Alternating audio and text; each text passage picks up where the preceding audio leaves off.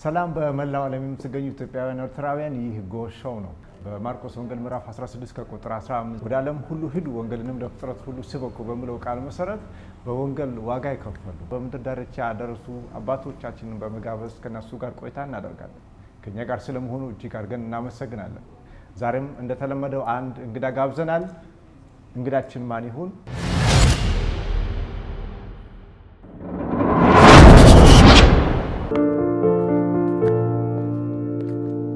እንኳን ደህና መጡ። ውድ ጊዜዎትን ሰውተው ለቃለ መጠይቁ ፈቃደኛ ሆነው እዚህ ስለተገኙ በተመልካቾቼ ስም በጣም ከልብ ላመሰግኖት እወዳለሁ። እኔም አመሰግናችኋለሁ። ለበርካታ ዓመታት ወንጌልን በጂንካና አካባቢያ ያደረሱ የእምነት አባት ነው። እንዲያው ከልጅነቱ እንጀምረን የት ነው የተወለዱት? ዞን ባኮ ጋዘር ድሮ የሚባለው አሁን ደግሞ ደቡብ ኦሞ ዞን በነበረ ጊዜ እኔም ዞንን ለማገልገል ከዚያ ከኩሬ ከወርበን በስተኋላ ያለውን ቀበሌ ትቼ ወደዚህ ጂንካ ምድር መጣሁ።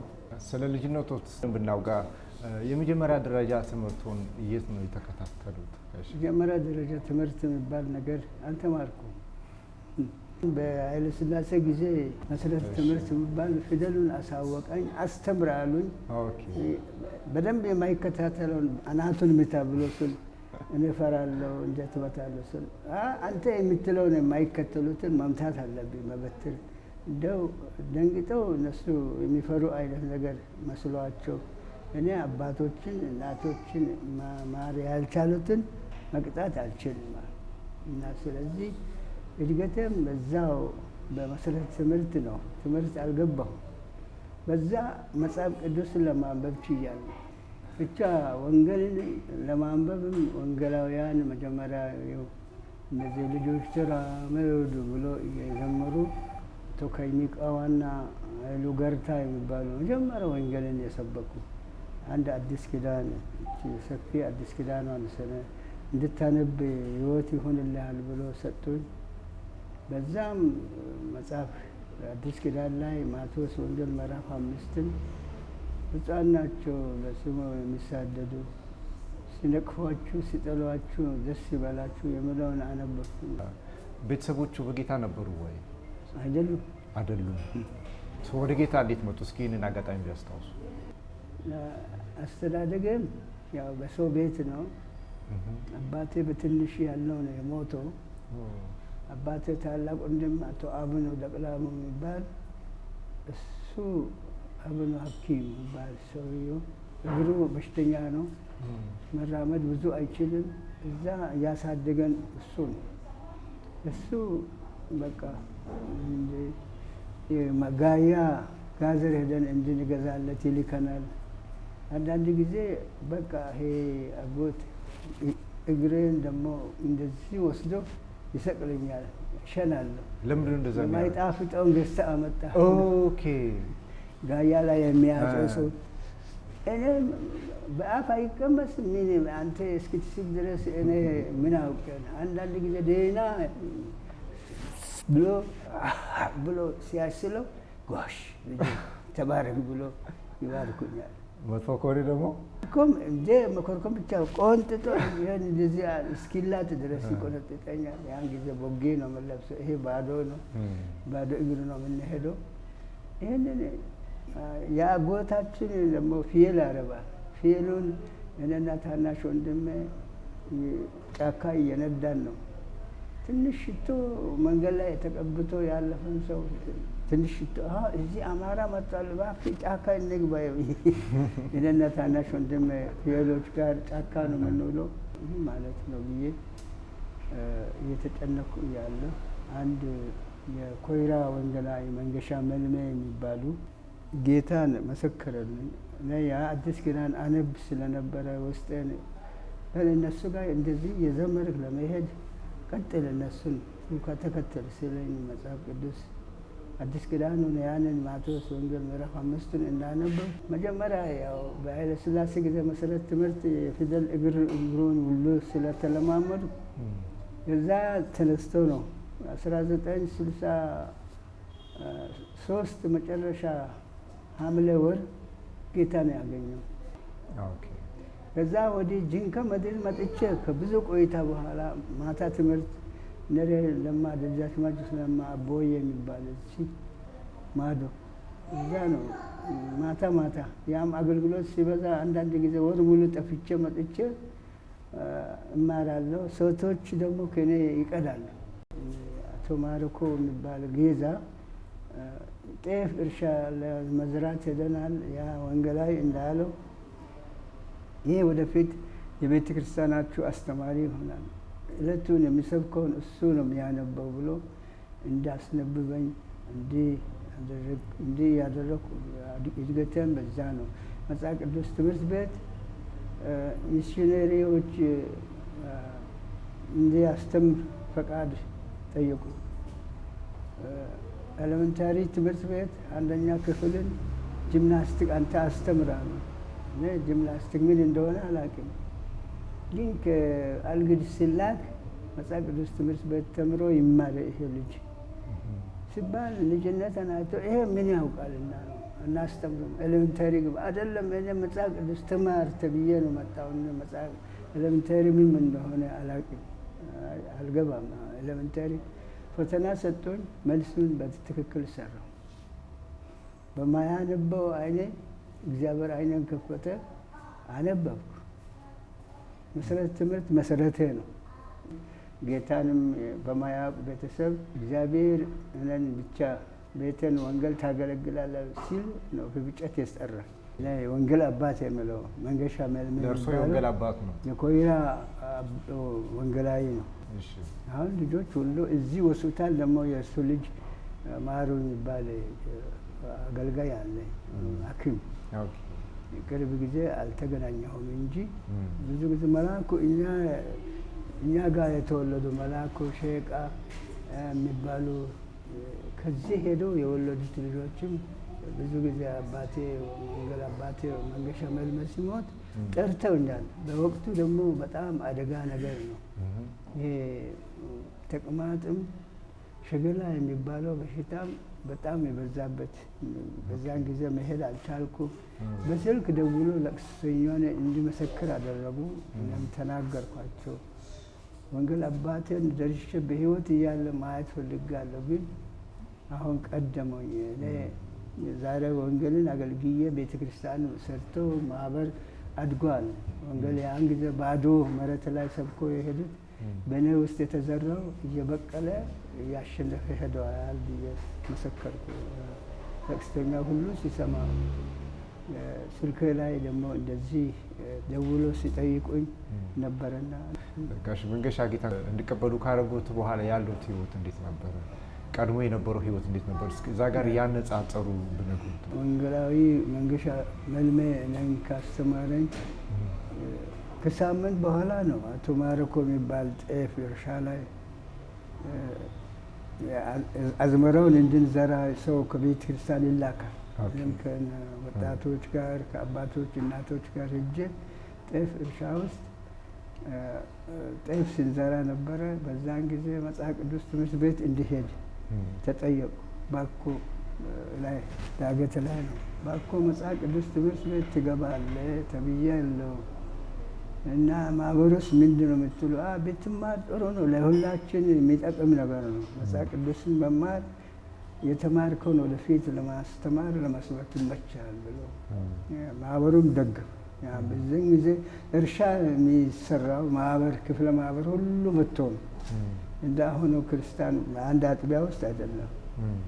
ክፍለ ማህበርም ይሄ 30 ማህበር የሚባለው ጠቅላላ ማለ ሐመር በና ሁሉ አንድ ላይ ነው የምንመላለሰው።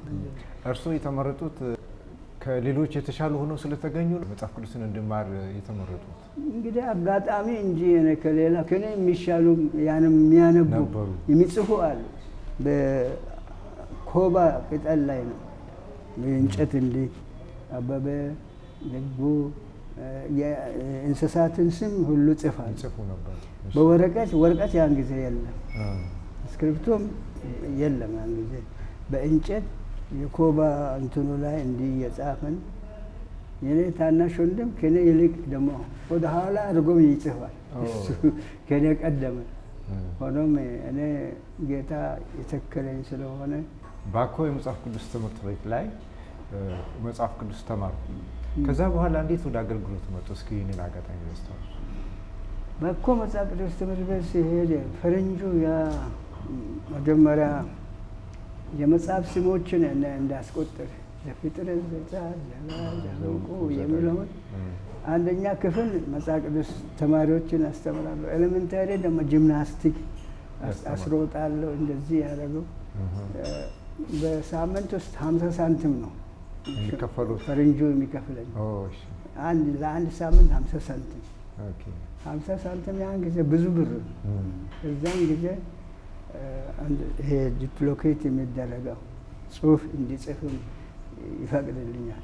እሱ ክፍል ውስጥ ገብቼ ቢሮ ውስጥ ገብቼ ያን ጊዜ እሱ ብሩ እዚህም አውቆ ጥሎ ይሄዳል። ያን ጊዜ ፈረንጁን ጌቶች እንላለን።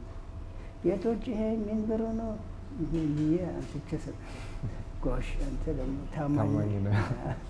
ተመልካቾቻችን ቆይታ ያደረግን ያለነው ከወንጌላዊ ጋሽ ደጉ ደቅላቦ ጋር ነው። ጋሽ ደጉ ለበርካታ ዓመታት በወንጌል ዋጋ የከፈሉ አባት ናቸው። እስካሁን የህይወት ውጣ ውረዳቸውን ስናነሳ የቆየ ነው። ከዚህ በኋላ እስኪ የምናወራቸውን ሀሳቦች ለምናደርሳችሁ ይሆናል። አብራችሁን ቆዩ፣ የአክብሮት ግብዣችን ነው።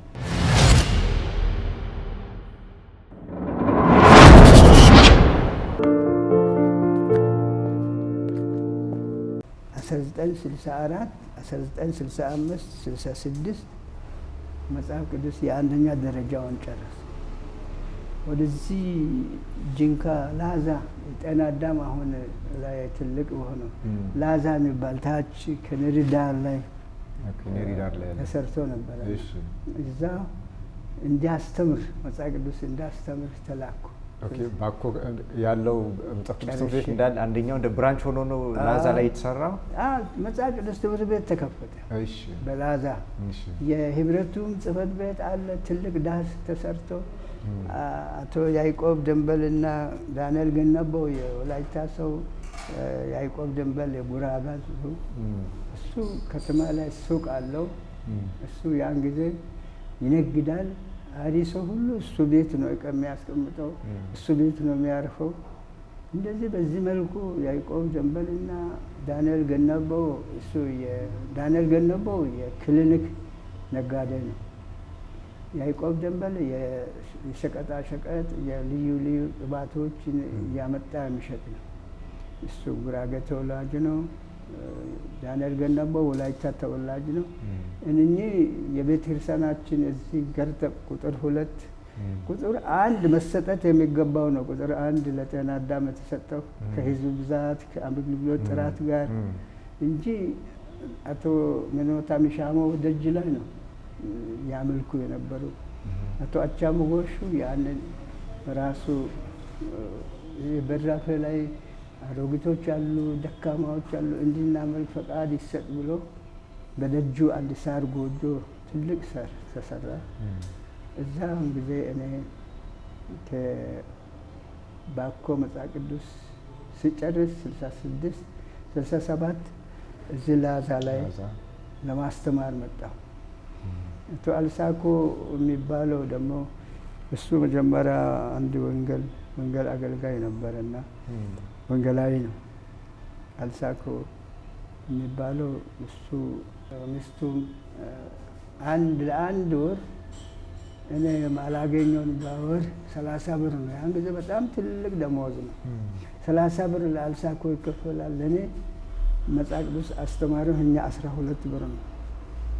አሁን የኔ ባለቤት አንተ ለእኔ ልክ እንደ አልሳኮ ሚስት ድር በድር ካልገዛ አልኖርም አለ። ከተማ እንጀራ ጋግሬ ለብሳለሁ። ፈጽሞ አይሆንም። ሽማግሌዎች ላይ ከሰሰች። እኔ አላጠፋም።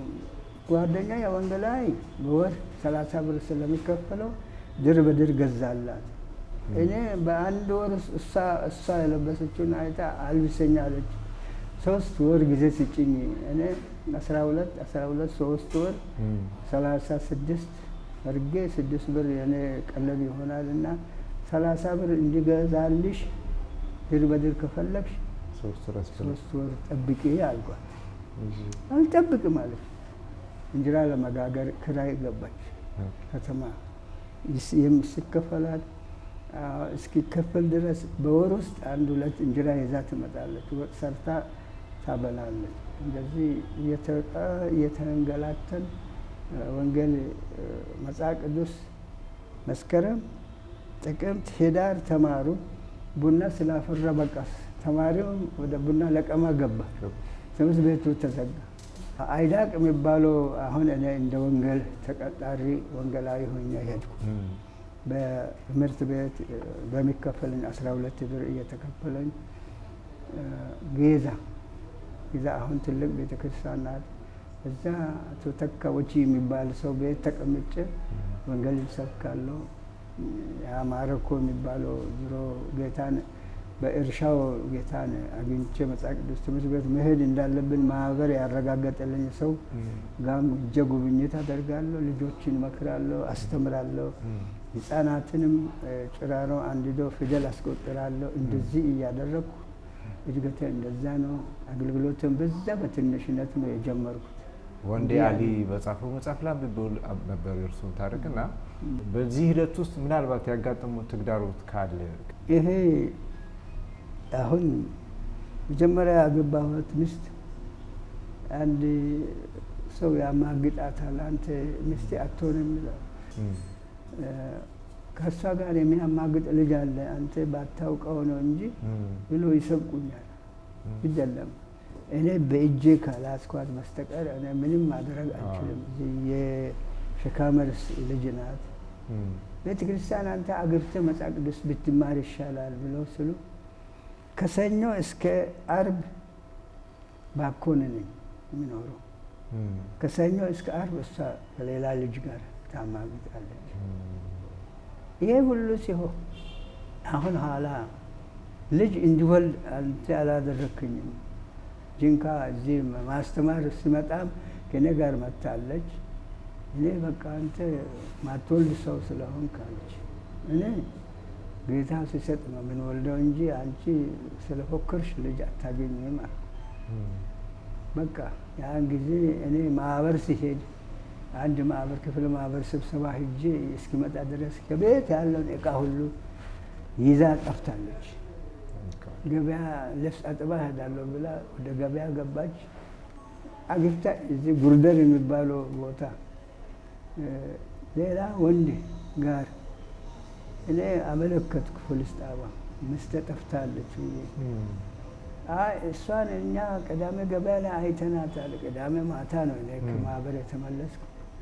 ኋላ እሁድ አምልኮ ላይ የምትከሰኝ ልጅ እኮ ጠፍታለች ብዬ ሰኞ ሲነጋ ፖሊስ ጣቢያ ሂጄ አመለከቱ። አቤቱታ አንድ ጭቃሹም አርክሻ ላይ ዱኮ አንክሻ የሚባለው ጋር እንዲሄድ ተላኩ።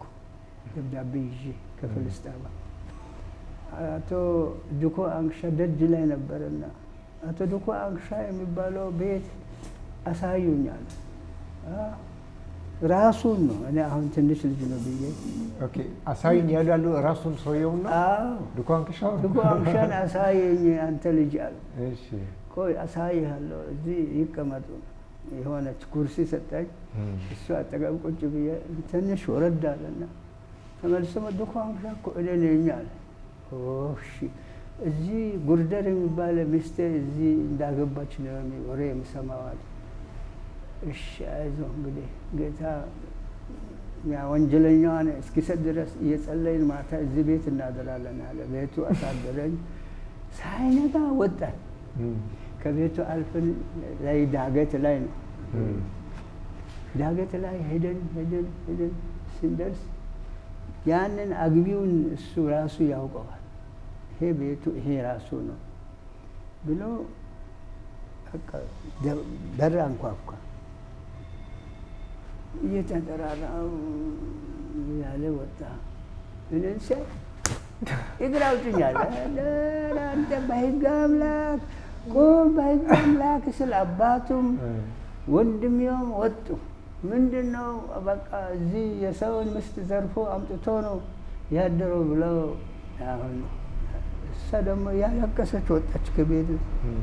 ቆሚ እዛ ጋር ቆሚ አልሆንም አሁን እሱ ልጁ የትነት ጫካው ሮጦ ገብቷል።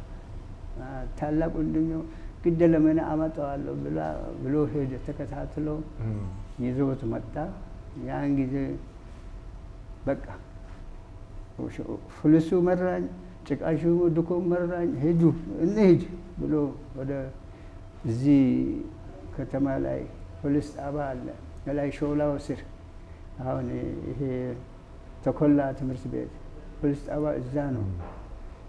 እዛው ቀጥሮ 8 ሰዓት ላይ እንድትመጡ ተብሎ ፖሊስ ቀጥሮ ሰጠኝ። በቃ ማረሚያ ጻፈ። 8 ሰዓት ላይ ወደ ማረሚያ ተመራች። እያለቀሰች ቄስ ሁሉ እየሰበሰቡብኝ እኔ እንግዲህ እንደዚህ ተወንጅዬ ዝም ብዬ በቀላሉ የሚለቅ ሰው አይደለሁም አልኳት። በቃ እንደዚህ አልቅሳ እንደዚህ እኔን ትቀጣኛለህ ብዬ አላሰብኩም። እኔ ያደረግኩት ጥፋቴ ነው፣ እኔን የሚቀርበኝ አባትየው እየለመነኝ ምንም ማድረግ አልቻልኩም።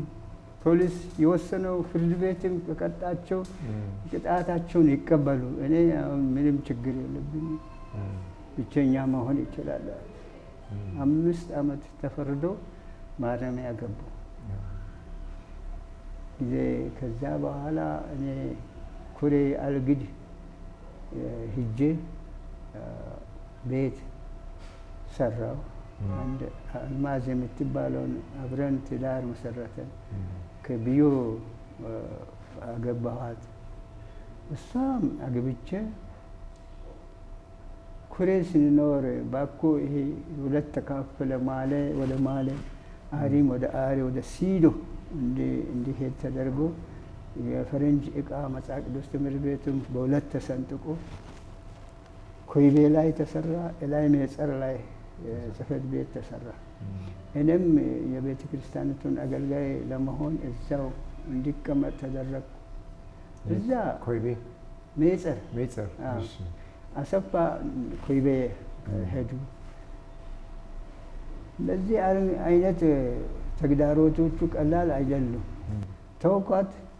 አሁን ወደ ኩሬ ሄጄ በወጣትነት ዘመን ኩያ ኦይታ የሚባል ሰው ቤት ሆኜ እርሻ ጀመርኩ። ቤት ሰራው። አልማዝ የምትባለውን አገባኋት።